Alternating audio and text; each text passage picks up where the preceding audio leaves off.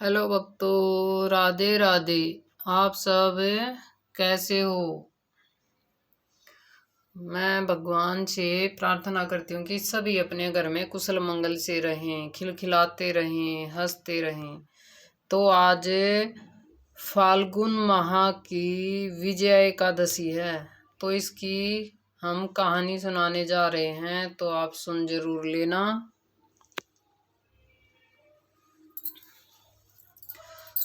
तो सुनो। धर्मराज युधिष्ठिर बोले कि हे जनार्दन जन, फाल्गुन माह के कृष्ण पक्ष की एकादशी का क्या नाम है तथा उसकी विधि क्या है, सो सब कहिए। श्री कृष्ण भगवान बोले कि हे राजन राजेश्वर, फाल्गुन माह के कृष्ण पक्ष की एकादशी का नाम विजय है।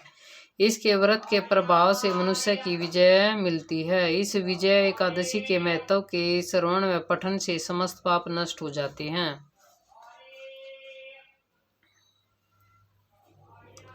एक समय देव ऋषि नारद जी ने जगत पिता ब्रह्मा जी से पूछा कि ब्रह्मा जी, आप मुझे फाल्गुन माह के कृष्ण पक्ष की विजय नामक एकादशी का व्रत विधान बतलाइए। ब्रह्मा जी बोले कि हे नारद, विजय एकादशी का व्रत प्राचीन तथा नए पापों को नष्ट करने वाले हैं। यह समस्त मनुष्य को विजय प्रदान करते हैं। त्रेता युग में श्री रामचंद्र जी को जब 14 वर्ष के लिए वनवास हो गया, तब वह श्री लक्ष्मी जी तथा जानकी जी सहित पंचवटी में निवास करने लगे। इस जगह रावण ने श्री सीता जी का हरण किया। इस दुखद समाचार से श्री राम जी अत्यंत व्याकुल हुए और श्री सीता जी की खोज में चल दिए। घूमते घूमते वे मरणायन सन जटायु के पास पहुँचे। कुछ आगे चलकर इनकी सुग्रीव के साथ मित्रता हो गई और बाली का वध किया। श्री हनुमान जी ने लंका में जाकर सीता जी का पता लगाया। वहां से लौटकर हनुमान जी ने रामचंद्र जी के पास आए और सब समाचार कहे। श्री रामचंद्र जी ने सुग्रीव की संपत्ति लेकर वानरों भालुओं की सेना सहित लंका को प्रस्थान किया। जब श्री रामचंद्र जी समुद्र के किनारे पहुंच गए, तब उन्होंने महान अगाध मगरमच्छ से युक्त समुद्र को देखकर श्री लक्ष्मी जी से कहा कि लक्ष्मण, समुद्र को हम किस प्रकार पार कर सकते हैं? श्री लक्ष्मण जी बोले कि हे श्री राम जी, यहाँ से करीब आधा योजन की दूरी पर कुमारी द्वीप पर बकदालव नाम के मुनि रहते हैं। आप उनके पास जाकर इसका उपाय पूछिए। लक्ष्मण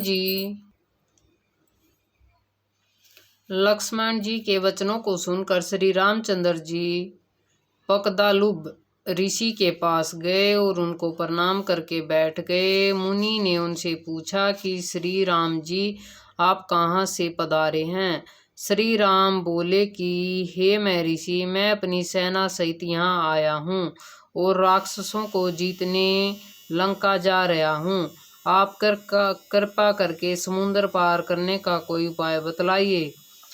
बकदालुब ऋषि बोले कि श्री राम जी, मैं आपको एक उत्तम व्रत बतलाता हूँ। फाल्गुन माह के कृष्ण पक्ष की विजय एकादशी का व्रत करने से तुम समुद्र से अवश्य ही पार होगे और तुम्हारी विजय होगी। श्री राम जी, इस व्रत की विधि यह है। दशमी के दिन स्वर्ण, चांदी, तांबा या मिट्टी किसी का एक घड़ा बनाएं। उस घड़े को जल से भरकर तथा उस पर पंचपल्लव रखकर, पंचफल रखकर वेदी बनाएं। घड़े के नीचे 7 नाज मिले हुए और ऊपर जौ रखें। उस पर श्री नारायण जी भगवान बोले कि स्वर्ण प्रतिमा स्थापित करें। एकादशी के दिन स्नान आदि नित्य क्रम से निवृत्त होकर धूप, दीप, नेदव, नारियल आदि से भगवान की पूजा करें। उस दिन भक्ति पूर्वक घड़े के सामने दिन को व्यतीत करें और रात्रि भी उसी तरह बैठे रहकर जागरण करना चाहिए। द्वादशी के दिन या तालाब के किनारे स्नान आदि से निवृत्त होकर उस घड़े को ब्राह्मण को दे देना चाहिए। हे राम, यदि तुम इस व्रत को सेनापतियों के साथ करोगे तो अवश्य ही विजय होगे। श्री रामचंद्र जी के विधि पूर्वक विजय एकादशी का व्रत किया और उसके प्रभाव से दैत्यों के ऊपर विजय पाई। अतः हे राजन, जो मनुष्य इस व्रत को विधि पूर्वक करेगा उसकी दोनों लोकों में विजय होगी। श्री ब्रह्मा जी ने नारद जी से कहा था कि पुत्र, जो इस व्रत का महत्व सुनता है उसको वाजपेयी यज्ञ के फल की प्राप्ति होती है। तो ये हमारी थी विजय एकादशी की कहानी। तो आप सुन लेना, हमारे चैनल को लाइक शेयर सब्सक्राइब करो और हम अगली वीडियो में फिर मिलेंगे। तब तक के लिए राधे राधे, जय श्री राम। अपने घर में सभी बोलो, ये हमारा माधव बोल रहा, राधे राधे, जय श्री राम। जय श्री राम।